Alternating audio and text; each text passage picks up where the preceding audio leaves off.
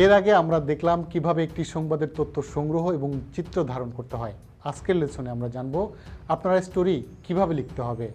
আমাদের ভাষায় আমরা এটাকে স্ক্রিপ্ট বলি, মানে এখন আমরা আজিমপুরের গল্পটাকে একটি স্ক্রিপ্টে রূপ দেব, কিন্তু তার আগে জেনে নিতে হবে আন্তর্জাতিক নিয়মটি।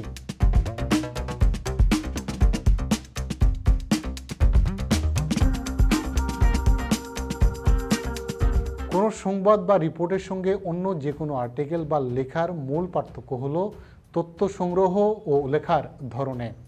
সাংবাদিকরা রিপোর্ট লেখার জন্য কিছু কৌশল বা টেকনিক অনুসরণ করেন, যেমন সাক্ষাৎকার গ্রহণ, সরকারি বিভিন্ন ডকুমেন্ট বিশ্লেষণ, পুরনো বিভিন্ন তথ্যপাত্য বিশ্লেষণ এবং বিভিন্ন ঘটনাবলীর বিশ্লেষণ। রিপোর্ট লেখার ক্ষেত্রেও কিছু টেকনিক ব্যবহার করতে হয়। কোন তথ্য সবার আগে আসবে, কোন তথ্য উপাত্তের সঙ্গে কতটুকু জনসম্পৃক্ততা আছে ইত্যাদি বিষয় মাথায় রাখতে হয়। একটি ভালো রিপোর্ট লেখার পূর্ব শর্ত হচ্ছে নির্ভুল তথ্য উপাত্ত উপস্থাপন। রিপোর্টের বস্তুনিষ্ঠতা বজায় রেখে প্রকৃত সত্য উদ্ঘাটন, ফ্যাক্টসগুলো তুলে ধরার মাধ্যমে একজন সাংবাদিক জনগণের প্রতিনিধি হয়ে ওঠেন। নিউজ ভ্যালুজ বা সংবাদযোগ্য ঘটনা। কোনো ঘটনা কতটা সংবাদ হওয়ার যোগ্য এটি নির্ধারণ করার জন্য সাংবাদিকরা সাধারণত 6টি বিষয় বিবেচনা করেন। এর মাধ্যমে তারা সিদ্ধান্ত নেন কোন তথ্য সবার আগে আসবে এবং কোন সংবাদটি লিড হবে বা সবার উপরে আসবে, কোন কোন সংবাদ পত্রিকার প্রথম পেজে বা টেলিভিশনের প্রথম ধাপে থাকবে এবং কোন সাক্ষাৎকার গ্রহণের সময় কী ধরনের প্রশ্ন করা উচিত। 6টি মৌলিক বিষয় হলো: 1. সমকালীনতা। সর্বশেষ ঘটনা বা সর্বশেষ তথ্যের সংবাদ মূল্য আগের ঘটনার তুলনায় বেশি। 2. নৈকট্য। কাছাকাছি স্থানের কোনো ঘটনার সংবাদ মূল্য দূরবর্তী স্থানের ঘটনার চেয়ে বেশি। 3. পরিচিতি। সর্বাধিক পরিচিতি বা বিখ্যাত কোনো ব্যক্তির সংবাদ মূল্য সাধারণ মানুষের চেয়ে বেশি। 4. বিচিত্রতা। অকল্পনীয় বা উদ্ভট ধরনের ঘটনা যে কোনো সাধারণ ঘটনার চেয়ে বেশি সংবাদ মূল্য বহন করে। ধরুন, কুকুর যদি মানুষকে কামড় দেয়, এটি একটি সাধারণ ঘটনা এবং এটা সংবাদযোগ্য নয়, কিন্তু যদি মানুষ কুকুরকে কামড় দেয় তবে তা অস্বাভাবিক ঘটনা এবং সংবাদযোগ্য। 5. প্রভাব। যে তথ্য বা ঘটনা যত বেশি মানুষকে সম্পৃক্ত করবে সে তথ্য বা ঘটনার সংবাদ মূল্য তত বেশি। 6. প্রতিক্রিয়া। বলা হয় ইফ ইট ব্লিডস ইট লিডস, অর্থাৎ কোনো ঘটনা বা তথ্যের পক্ষে বিপক্ষে যত বেশি প্রতিক্রিয়া তৈরি হবে সে ঘটনা তত বেশি সংবাদযোগ্য। সংবাদ হিসাবে কোনো ঘটনার গুরুত্ব নির্ধারণ করার জন্য সুনির্দিষ্ট কোনো সূত্র না থাকলেও এই 6টি বিষয় সিদ্ধান্ত নেওয়ার ক্ষেত্রে যথেষ্ট সাহায্য করে। বলা হয় যেসব সংবাদে এই 6টি বিষয় উপস্থিত থাকে সে সংবাদ তত বেশি সংহত। লেবেল। সাংবাদিকতায় অহরহ এই লেবেল শব্দটি ব্যবহার করা হয়, যা মানহানি বা ক্ষতিপূরণ মামলা। এ বিষয়ে সাংবাদিকদের সবসময়ই সতর্ক থাকতে হয়, কারণ অনেক সময় মিথ্যা ও বিভ্রান্তিমূলক তথ্যের মধ্য দিয়ে তাদের যেতে হয়। এই মিথ্যা থেকে সত্যকে আলাদা করাতেই সাংবাদিকদের মুনশিয়ানা। যদিও বলা হয় আমরা এখন স্বাধীন গণমাধ্যমের যুগে বসবাস করছি, কিন্তু এর অর্থ এই নয় যে আমরা যা খুশি তাই লিখব, কারণ কারো কোনো ক্ষতি করার অধিকার সাংবাদিকদের দেওয়া হয়নি। এই লেবেল থেকে মুক্ত থাকার অন্যতম সহজ উপায় হচ্ছে তথ্যের গুণগত মান যাচাই করা। ধরুন, আপনি কোনো প্রতিবেদন লিখলেন, কিন্তু সেটিতে পরিবেশিত তথ্য সম্বন্ধে আপনি নিশ্চিত না, তাহলে এটাকে যদি সত্য বলে ধরে নিয়ে আপনি লিখতে চান, সেক্ষেত্রে নিজেকেই জিজ্ঞেস করুন আপনি কিভাবে নিশ্চিত হলেন এটা সত্য।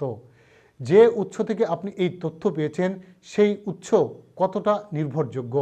অন্যথায় মিথ্যা তথ্য পরিবেশনের দায়ে মামলার ঝুঁকি থাকে। কিভাবে আপনি তথ্য সাজাবেন?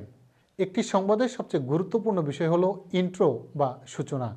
এর মাধ্যমেই পুরো বার্তাটি সংক্ষেপে পাঠক বা দর্শকদের কাছে পৌঁছে দেওয়া হয়, অর্থাৎ সবচেয়ে গুরুত্বপূর্ণ তথ্যটি এক অনুচ্ছেদে তুলে ধরা হয়।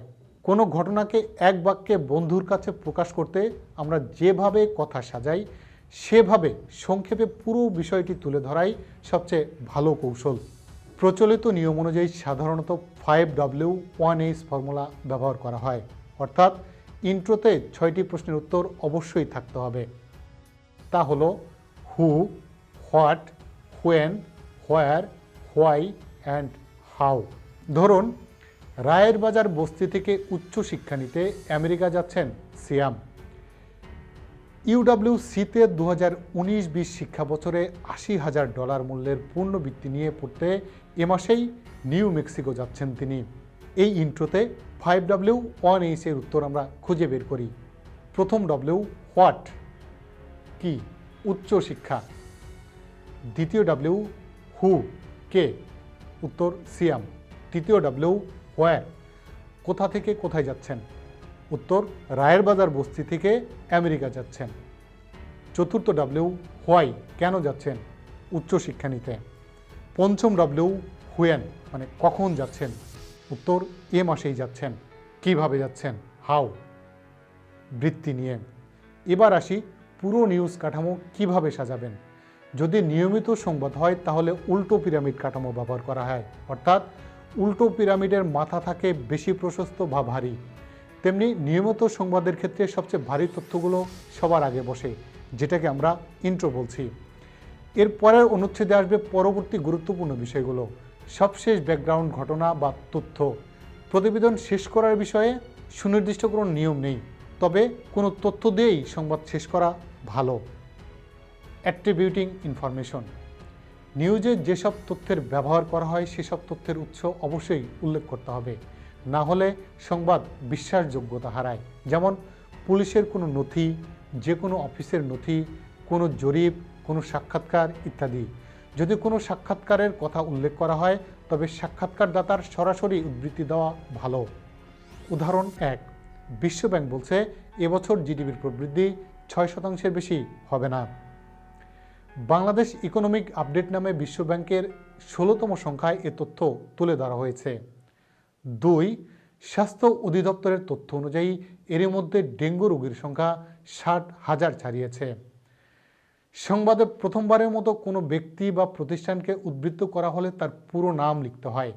পরের অনুচ্ছেদে বা পরে একাধিকবার ব্যবহার করা হলে সংক্ষিপ্ত নাম লিখলেই চলে। যেমন Rohingya relief and repatriation commissioner RRC Mohammad Abul Kalam বলেন, 22 আগস্ট সব প্রস্তুতি থাকা সত্ত্বেও কোনো রোহিঙ্গাকে মিয়ানমারে পাঠানো সম্ভব হয়নি। পূর্ণ নাগরিকত্ব প্রদান এবং নিরাপত্তা নিশ্চিত না করলে রোহিঙ্গারা ফেরত না যাওয়ার কথা জানিয়েছেন। এখানে আমরা বলতে পারি কালাম জানান অথবা RRC জানান। এখানে Rohingya relief and repatriation commissioner বলার কোনো প্রয়োজন নেই। আমাদের আগামী লেসনে আমরা দেখব কিভাবে ভয়েস দিতে হয়, মানে ধারাভাষ্য আমরা কিভাবে দেব। কিছু বিষয় আমরা জেনে নিলে আমাদের ধারাভাষ্য দেওয়াটা সহজ হবে। আমাদের সাথে থাকতে এখনই সাবস্ক্রাইব করে ফেলুন, নিচের লাল বাটনটি চেপে এবং বেল আইকনটিতে একটি ক্লিক করে দিন। আর আমাদের এই উদ্যোগ আপনার কেমন লাগলো তা নিচে লিখে জানিয়ে দিন।